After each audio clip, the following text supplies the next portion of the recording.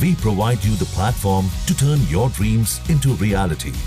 Give wings to your aspirations with KR Mangalam University.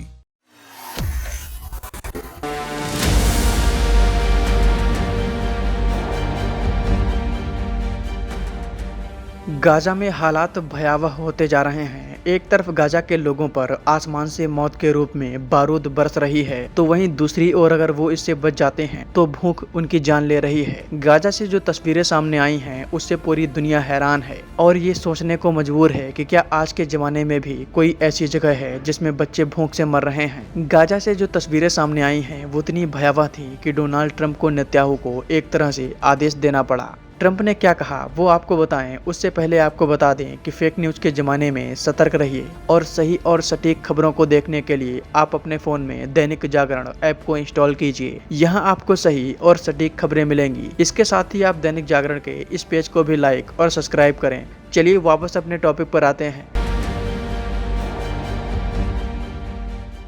Gaza को लेकर America और Israel में टकराव होता हुआ दिखाई दे रहा है। गाजा से जो तस्वीरें सामने आई हैं उन्हें पूरी दुनिया ने देखा, लेकिन इसके बावजूद इजराइल के प्राइम मिनिस्टर बेंजामिन नेतन्याहू ने कहा है कि गाजा में भुखमरी की समस्या नहीं है। Israeli prime minister Benjamin Netanyahu के इस बयान से अमेरिका के राष्ट्रपति डोनाल्ड ट्रंप असहमत हैं। डोनाल्ड ट्रंप ने यह असहमति ब्रिटेन के प्राइम मिनिस्टर कीर स्टारमर से वार्ता के दौरान जताई है। इस दौरान कीर स्टारमर ने गाजा की स्थिति को भयावह बताया। ट्रंप ने कहा वह गाजा में भोजन का पर्याप्त इंतजाम चाहते हैं और यह करने की जिम्मेदारी इजरायली प्राइम मिनिस्टर की है। ट्रंप ने जहां इजराइल से गाजा में खाद्य सामग्री पहुंचाने की बात कही है, तो वहीं इजराइल ने सोमवार को गाजा में फिर हमले किए। इन हमलों में 36 और लोग मारे गए। इजराइल ने रविवार को गाजा के 3 इलाकों में दिन के 10 घंटे सैन्य कार्रवाई स्थगित करने की घोषणा की थी। इस दौरान यूएई और जॉर्डन के विमानों ने 3 इलाकों में राहत सामग्री गिराई थी।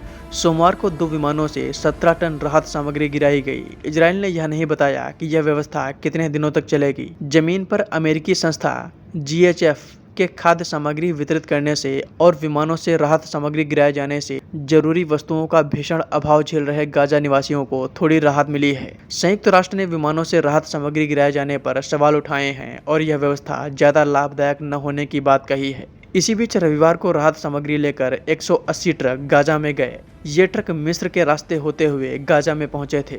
बता दें कि गाजा जाने वाले लगभग सभी रास्तों पर इजराइल का कब्जा है। इजराइल को डर है कि कहीं खाद्य सामग्री की आड़ में कोई हमास को गोला बारूद न भेज दे। इजराइल का ये भी कहना है कि जो खाद्य सामग्री गाजा के लोगों के लिए पहुंचाई जा रही है उस पर हमास कब्जा कर ले रहा है। बता दें कि जिस तरह से गाजा में हालात बिगड़ते जा रहे हैं उसे यूरोप के कई देश इजराइल से नाराज हैं। हाल ही में फ्रांस ने फिलिस्तीन को एक देश के रूप में मान्यता देने की बात कही है, क्योंकि जब तक फ्रांस फिलिस्तीन को एक देश नहीं मानेगा तब तक वो इस मुद्दे को यूनाइटेड नेशन में नहीं उठा सकता। इसके बाद नीदरलैंड ने भी हाल ही में एक रिपोर्ट पब्लिश की जिसमें इजराइल को इन्होंने एक थ्रेट बताया है। अब आप समझ सकते हैं कि यूरोपीय देश किस तरह से इजराइल का साथ छोड़ते हुए दिखाई दे रहे हैं। गाजा के हालात को देखकर आप क्या सोचते हैं हमें कमेंट बॉक्स में जरूर बताएं। वीडियो पसंद आई हो तो इसे अपने दोस्तों के साथ शेयर करना ना भूलें।